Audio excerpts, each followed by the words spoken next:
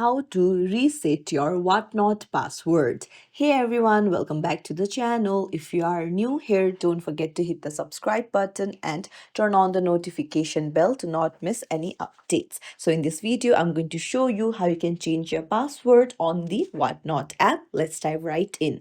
Open up the app and then go to your account in the bottom right corner. And there you'll find change password option. Tap on it. And now you will need to continue to your Google account. Uh, so after that, you will see new password option and confirm password. So put in the new password, make sure that it is unique and then confirm the password. And that's it, your password will be changed. It's as simple as that. So if you found this tutorial helpful, don't forget to like the video and subscribe to our channel for more tips and tricks. Thank you for watching.